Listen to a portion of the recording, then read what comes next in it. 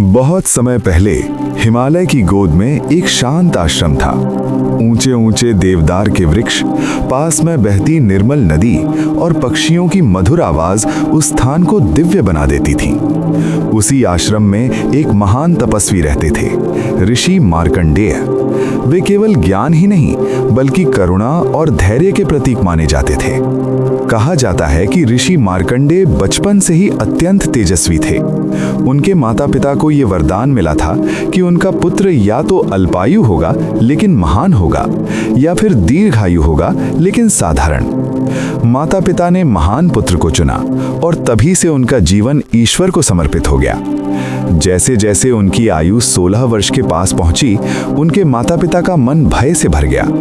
उन्हें पता था कि समय निकट है, लेकिन मार्कंडेय के चेहरे पर कोई डर नहीं था। वे प्रतिदिन भगवान शिव की आराधना करते, ध्यान करते और महामृत्युंजय मंत्र का जप करते। उनका विश्वास अटूट था। जिस दिन उनकी आयु पूरी होने वाली थी, उस दिन भी वे शिवलिंग के सामने ध्यान में बैठे थे। तभी यमराज प्रकट हुए। उन्होंने कहा, बालक, तुम्हारी आयु पूर्ण हो चुकी है। लेकिन मार्कंडेय ने आंखें नहीं खोली। वे और गहराई से भगवान का नाम जपने लगे। कथा कहती है कि जैसे ही यमराज ने अपना पाश फेंका, वो शिवलिंग को छू गया। उसी क्षण भगवान शिव प्रकट हुए। उनका स्वर गूंजा, मेरे भक्त को छूने का साहस कैसे किया? और यमराज को रोक दिया गया। भगवान शिव ने मार्कंडेय को अमरता का वरदान दिया। इस कथा का रहस्य केवल चमत्कार नहीं है, इसका गहरा अर्थ है। सच्ची भक्ति भय को समाप्त कर देती है। जब मन पूरी तरह ईश्वर में समर्पित हो जाता है, तब मृत्यु ही शक्तिहीन हो जाती है। मार्कंडेय ने हमें सिखाया कि परिस्थितियां चाहे कितनी भी कठिन हों, विश्वास नहीं टूटना चाहिए। लेकिन कहानी यहीं समाप्त नहीं होती। एक बार मार्कंडेय ऋषि ने भगवान से पूछा, प्रभु, आपकी माया कितनी विशाल है? भगवान मुस्कुराए और उन्हें अपनी माया का अनुभव कराया। अचानक ऋषि ने स्वयं को एक प्रलय के बीच पाया। चारों ओर जल ही जल था। पृथ्वी डूब चुकी थी। वे अकेले तैर रहे थे। अनंत समय तक भटकने के बाद उन्हें एक छोटा सा बालक दिखाई दिया, जो पीपल के पत्ते पर लेटा हुआ था और मुस्कुरा रहा था। वो बालक कोई साधारण नहीं था, वो स्वयं नारायण थे। उस बालक के श्वास के साथ पूरी सृष्टि चल रही थी। मार्कंडेय ने देखा कि संपूर्ण ब्रह्मांड उस बालक के भीतर समाया हुआ है। जब उनकी चेतना वापस आई तो वे फिर अपने आश्रम में थे। तब उन्हें समझ आया कि संसार की हर वस्तु, हर घटना और हर जीवन ईश्वर की माया का एक अंश है।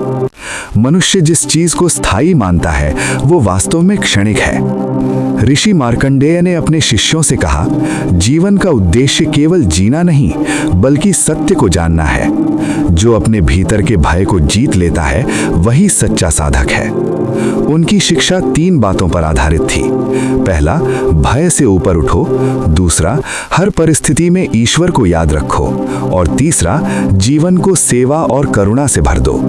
समय बीतता गया, लेकिन ऋषि की कथा आज भी जीवित है। ये हमें याद दिलाती है कि विश्वास में असीम शक्ति है। जब मन डगमगाने लगे, जब जीवन में अंधकार छा जाए, तब मार्कंडेय की तरह अपने भीतर की ज्योति को जगाइए। क्योंकि सच्ची भक्ति वो दीपक है जो सबसे घने अंधकार में भी प्रकाश देता है। और जो व्यक्ति इस प्रकाश को पा लेता है, उसके लिए जीवन और मृत्यु दोनों एक समान हो जाते हैं।